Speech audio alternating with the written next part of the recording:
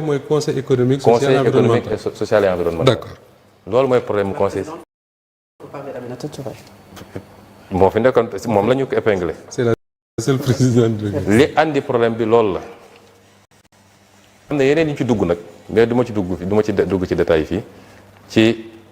lenn ci li may boole ak président parce que dama bëgg Sénégal yi xam ni man président politique boolewuma ak moom. 50 000 partis loolu terewuñu nelaw li ñu boole yi nga xam ne mooy le fondement de notre action politique. Bref, ensuite dama ne il faut texte prévoir ko ñu dugg ci primature balaa ñu dugg ci primature ma dugg ci primature dama ne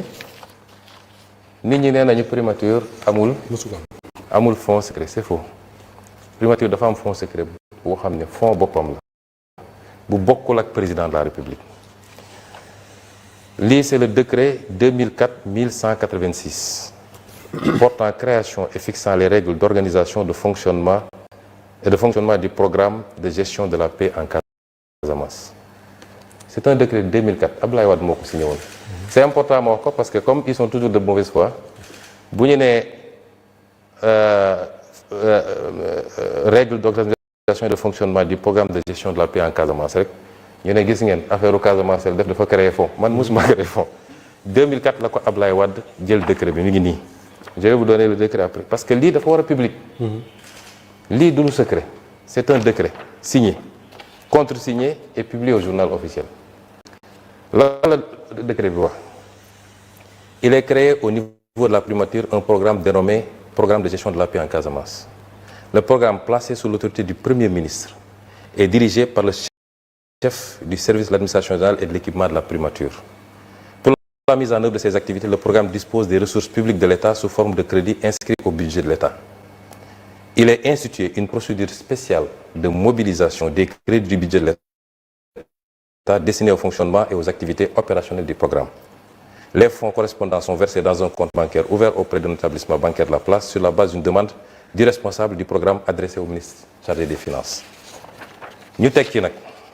te fii mooy problème bi. Par dérogation aux dispositions du décret numéro 2301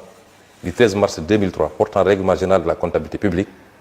les dépenses prévues pour le fonctionnement et les activités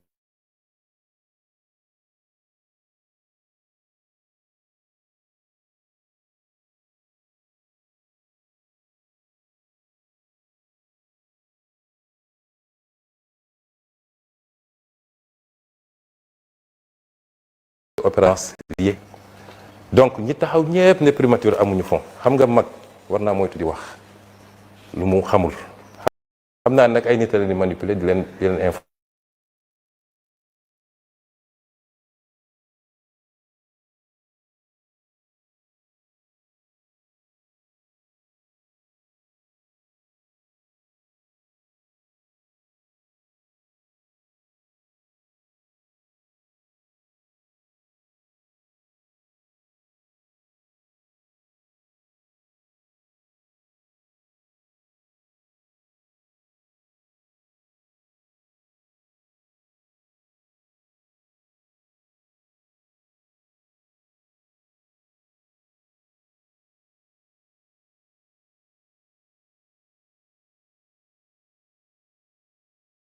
Alors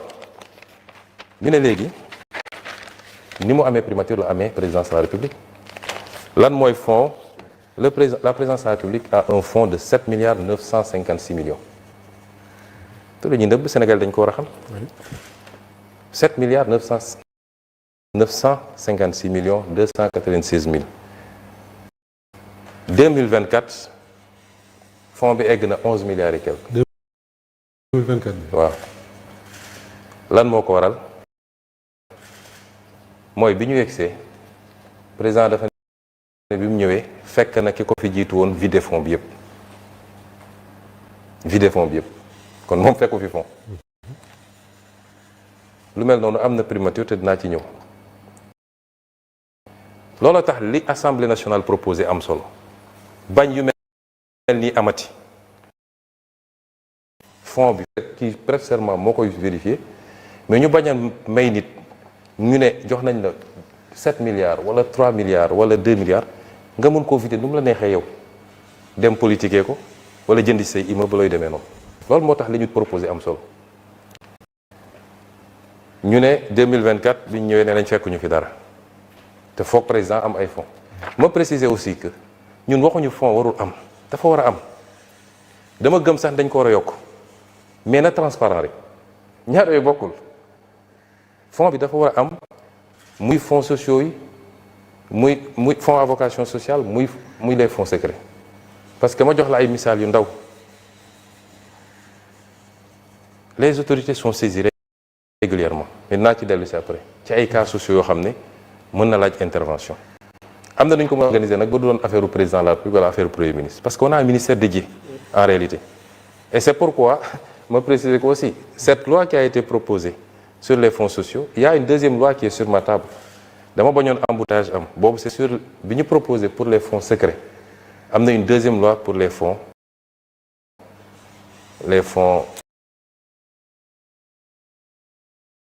spéciaux les fonds sociaux du moins am na une deuxième proposition boo xam ne certainement d'ici semaine prochaine bureau assemblée nationale dina ko examiner donc présidence am na ay fonds ba tey ji ñi ne amul woon 2012 il y a eu 2 milliards 960 millions sur l'année 2013 1 milliard 930 2014 540 millions 2015 2 milliards 028 2016 2 milliards 772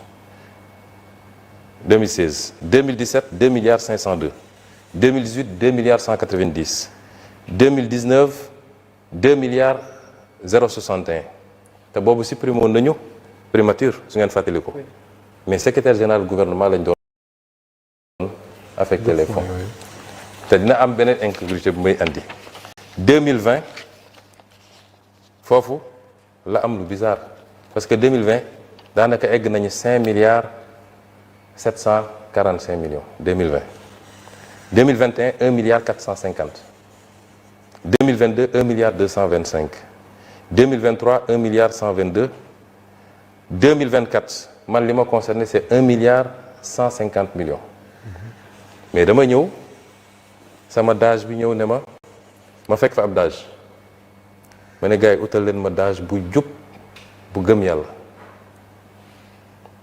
may ut ba am koo xam ne am naa yaakaar ci moom ma andi ko nommé ko ñu toog tuuti mu ñëw gis ma ne ma y a un problème ma ne quoi mu ne ma entre mars et avril ils ont pompé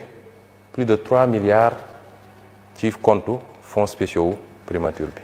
mars avril boobu ñu ngi ci jëm ci période électorale. juste avant. oui. et juste après. juste après. ma ne ko woowal DAGE bi fi ne woon nga laaj ko mu woo ko DAGE bi ne ko demandez à votre actuel ministre des finances muy Cheikh Diba. ma jël sama téléphone woo Cheikh Diba ne ko lii gis naa ni pompé nañ lu mat 3 milliards et quelque te loolu ëpp na dotation wu compte bi sax bi ñu laajee waa ji nee na ñu laaj la yow li tax nag mu ne ñu laaj la xaw ma ko mais je veux qu'on me fasse le point sur ça parce qu'il faut qu'on me dise fan la xaalis bi dugg ba may génn primature ils m'ont pas dit fan la xaalis bi dugg ci 2024 bi 2025 on a 2 milliards 090 millions et enfin 2026 1 milliard 870 millions léegi ñu wax ni Sonko dafa def ba demander relance. Je vais vous dire ce qui s'est passé. Après je vais vous dire comment j'ai géré ce fonds centime par centime donte fonds bi li ma leen wax aw ma obligation justifier ko liiral naa leen mais bi ñu toogee fin 2025 on s'est rendu compte qu'il y a des problèmes. 1 franc de ce compte ni pour moi ni pour mon parti ni pour ma famille ni pour mes amis musuma laal compte bi musuma DAGE bi mu ñëwee dama ko njëkk ne compte bi réclamé naa texte yi ministre des finances envoyé na ma ko andi nga ma décret nit ñi am na contrôle yàlla parce que c'est l'argent des Sénégalais. Première règle, ne me remets jamais de l'argent. je ne toucherai jamais de l'argent moi parce que compte yëpp ni ñu ko doon fonctionner mooy premier ministre yi fa ne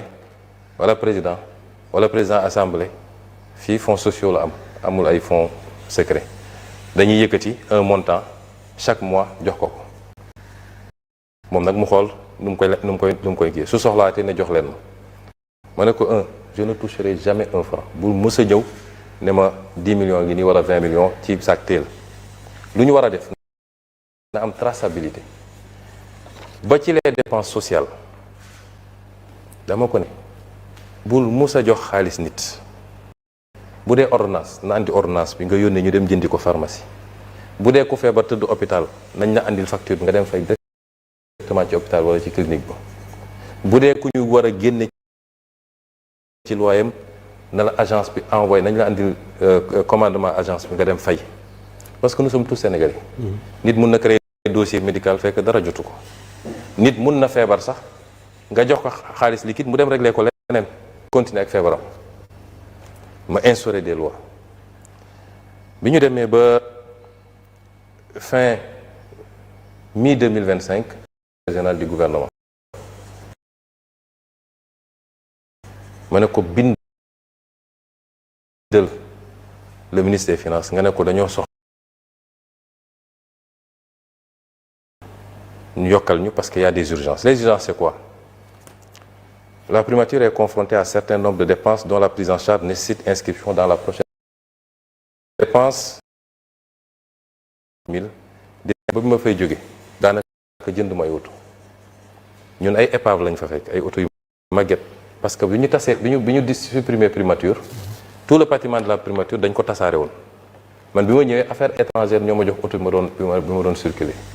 sama waa sécurité damay génn ak ñoom di dem Touba wala dem fii ñu paan ci autoroute la Touba bi ñu wax ma leen du ma jënd oto parce que la situation du pays ne le permet pas ma toog ñu ne ma ONRAC l'office national de recouvrement des avoirs criminels am na ay oto yu ñu saisir yu bëri yu bees tàq dañ koy jaay te oto bi ci nekk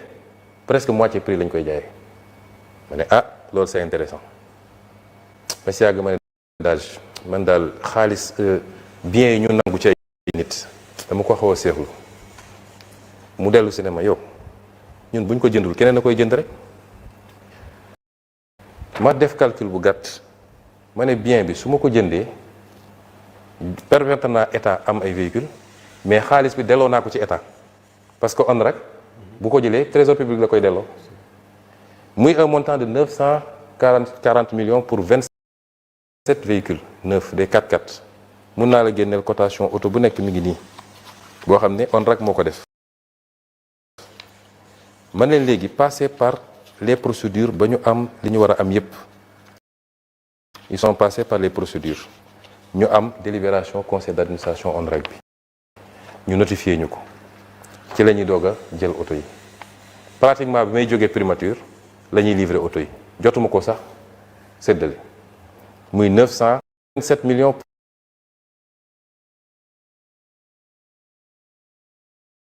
et l'audit technique et financier du programme décennal de gestion des inondations 100 millions liés à la prise en charge des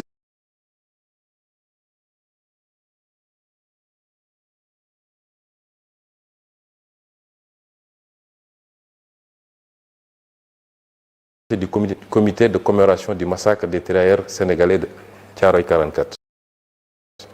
Et enfin 300 millions destinés aux travaux de remise aux normes du building administratif récupéré. C'est ça li ñu demandé augmentation amu ci dërëm boo xam ne te lépp ay facture la bu ñu jógee ci loolu ma wax leen léegi les fonds de la primature dama wax le daal donte kenn du ko contrôler dama bëgg mu am traçabilité tey je lance un défi dégg naa ay waa société civile ne on demande ñu wax ñu rendre public fonds wu primature pourquoi commencé wuñ ci présidence de la république xam nga mauvaise foi weesuwul loolu Sénégal ñi doy nañu waar jiitaluñu yàlla ci leen dañuy